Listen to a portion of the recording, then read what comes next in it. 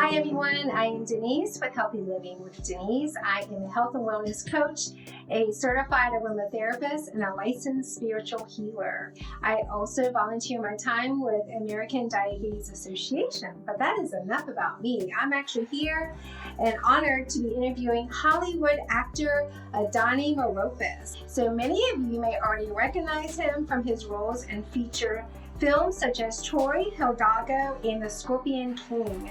He's best known for his work on season 6 of the TV show 24, where he played the primary bad guy, Abu Fayyad, and his portrayal of Quan Chi in Mortal Kombat Conquest. So thank you for your time, for coming today, and welcome to the studio. How are you? Well, thank you for having me. Hello, everyone.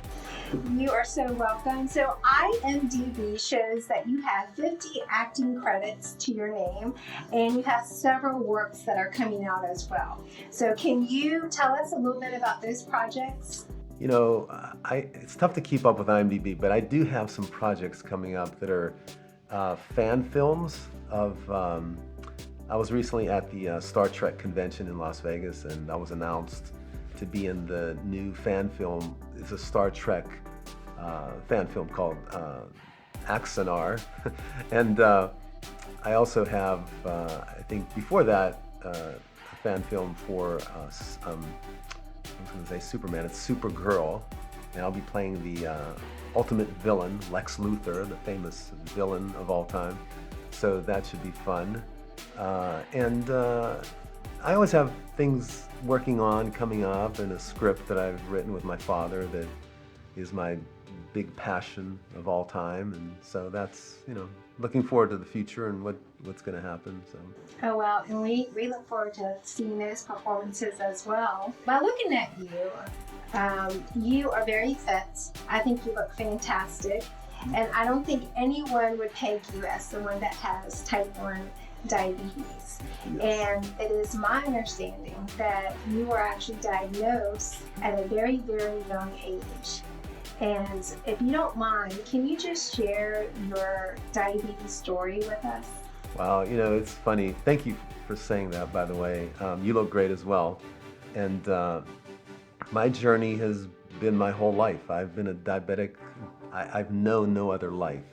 So at 18 months old, I went into a coma, and then everything was discovered, and my dad went into this seminar with the most renowned diabetic endocrinologist, and he told my dad, and afterwards, because my dad is a doctor, and went up to him afterwards, and he said, what's the prognosis for my son? And he said, well, to be honest, your son is going to be weak, thin, sick, in and out of hospitals his whole life, and certainly dead by the age of 25. So my dad was like, oh my God. So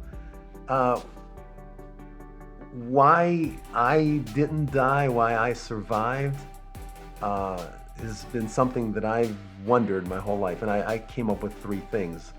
I think the keys to success as a diabetic and in life are love, be enveloped with love, people that love you, laughter, bring laughter to your life. And I brought a lot of laughter to my family, so I would do impersonations, and that's how my acting career happened, because my dad realized that I have this sort of talent in impersonating people and all that. So I used to make my family laugh all the time. So love, laughter, and fitness. I realized somehow, some way, it was just this natural thing that came to me that, wow, when I work out, I feel good. When I make people laugh, I feel good. When I laugh, I feel good. When I'm surrounded with love, I feel good. So the 3 key things, really, I think nutrition is very important, but minimizing stress is so key to everything in life, I think. So always have sort of, we used to go to the doctors, and the nurse would say, well, what does Adoni eat? Or, what does he do? And my dad would tell him, or I would tell them, and the nurse would say, oh my God, he's going to be horrible. He's going to be this and that. And I'd be panicked, and my father would say, just relax, just calm down, we'll see what happens. And the test results would come back, and they'd say, well, I don't understand how he can be, in such good shape, and so whatever. I'm like, well, my dad would say, see what I tell you, just relax, just don't panic, So, my journey the ups and downs of being a diabetic are pretty amazing. I had low blood sugar reactions thousands of times, and I'd wake up nightmares, and my world was leaving. I was like in a twilight zone, and I'd go screaming and yelling, and every time I sat with my father, his arm around me, just saying, just relax, everything's gonna be okay. So, you get through all that stuff, and you have these times when you don't think you're gonna survive, but you do, and you basically survive by, struggling to the refrigerator and eating the refrigerator, So I did a lot of eating the refrigerator back in those days, but, you have to deal with peer pressure, you have to deal with everything. But again, just being consistent with things in life, I think, is important. Consistently have the love, laughter, and fitness. And working out every day is what I do, no matter what. If I travel, I traveled for a TV show in Toronto, and I remember at 5 o'clock in the morning, I finally got to my room, and I ran like not quite 1,000 steps up and down, and then I ate something afterwards. So, not too many people do that. That's extreme, but just being consistent, 15, 20 minutes a day, riding a bike, something like that. Anyway, I can go on because my life has been, basically, I say being a diabetic, and I know the diabetic world says, say I have diabetes, but to me, that doesn't fit. I am that, I accept it, and I live with it. So I have a different perspective than what doctors, and that's another thing, doctors have their way, what they've read, but you're the president of who you are. So you take control of it and you tell them what you need. And hopefully a good doctor will say, well, you know what, it works for you, or you know what you're doing. You're monitoring it. You're your own scientist. So that's important. Don't let other people just say, you do this, you do that. No, you feel it out. It's your life. So anyway. Yeah, so I think that's great, because I do believe in we are our own person, and we really know what's good for our bodies. So basically just staying in tune with what works for you, and for you that is love, laughter, and just reducing stress. And so probably for reducing stress for you, that would be exercising. Like I'm sure that if you don't exercise one day, you probably feel like you're dying. Oh my God, I feel like I'm wasting away. It's like, Yeah. But that also brings me to something that I found on your website. It's called, actually tell us the meaning behind your catchphrase. And actually, I think you know which phrase I'm referring to. He who laughs last.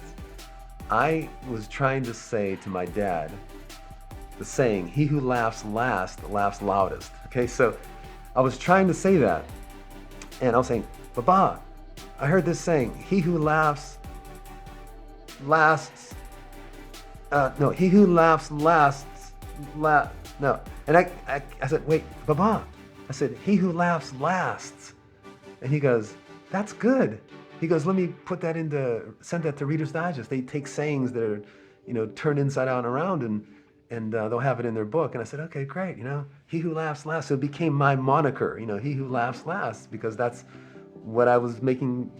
My brother always says, you're the funniest guy who ever lived. And people don't see that in me because they see the evil villain. They see the athlete. But I'm really a goofy, silly person. I think it's important to be goofy and silly, So, but it never came out on the Reader's Digest. Never did. But I saw it in a book one time when I went to college, and I saw this guy holding a glass of wine, and he's going, he who laughs last is the title. And I looked at the book, and it said something like, author with Reader's Digest. I'm saying, that son of a gun stole my. Now I don't. That's how I remember it. It might not be exactly what it was, but I remember him smiling. I was thinking, you son of a gun stole my saying. I love that story. Thank you. Yeah. Well, I do really think that you set an amazing example for those that are in the same boat as you.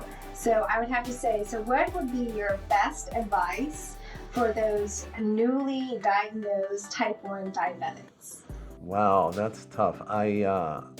Because I am so different than any other diabetic I know, so I don't want to give advice that would lead someone astray, because I don't have the blood testing stuff attached to me. I don't have the insulin pump. I don't have any of that. I do it the old-fashioned way, like a caveman. People make fun of me.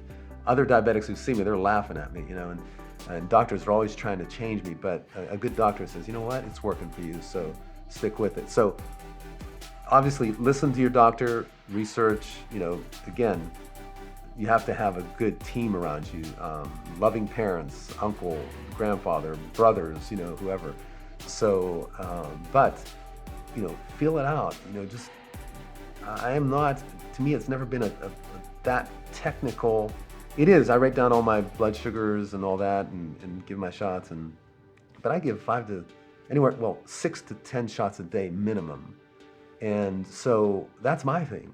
Other people don't give a shot at all. They give, so you feel it out, whatever works for you. I don't want things attached to me. I like going outside without my shirt on, and working out and falling on the ground and things like that and rolling around. So whatever works for you. There are many ways to make this work. So just make it work. And hopefully you have other people around you that are there to support you and love you and make you laugh, and you make them laugh, and stay fit. That's it.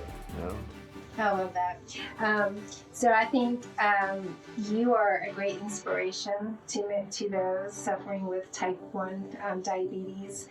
And so thank you for sharing that. I think that's really wonderful. And I know that you have places to go today, so I'm not going to keep you much longer. So I do want to say that we are very, very fortunate to have you here today. I know that you came into town to support another nonprofit. Can I add to that before you do it? So I came here for the ping pong charity, Ping Pong Gives. Ping pong has been so important in my life. I feel like I'm going to cry, actually. Playing ping pong with my father, it's an incredible, ping pong to me represents, I'm a national champion, I'm a US Open champion, but I don't care about that at all. It's the connection you make with people, and the connection I have with my father and my brothers. It represents love, laughter, and fitness. It has all those elements. So to me, everybody should have a ping pong table. And a ping pong table is so easy to put in your house, somewhere, someplace, in the garage, and just play and connect and forget about the world. Just let go, relax. And it's like kind of letting your brain relax with life and all its stresses. So ping pong means a lot to me. And that's why I'm so happy to come here and support Ping Pong Gives, and that's it. Oh, well, thank you very much. So safe travels, and also I want to add, you are welcome. So on behalf of the American Diabetes Association, I have a little goodies bag for you. So please take that with you. Thank you so much. You're welcome. Like sugar cookies in here? Well, wow, well thank you very much. You're welcome. And again, thank you so much.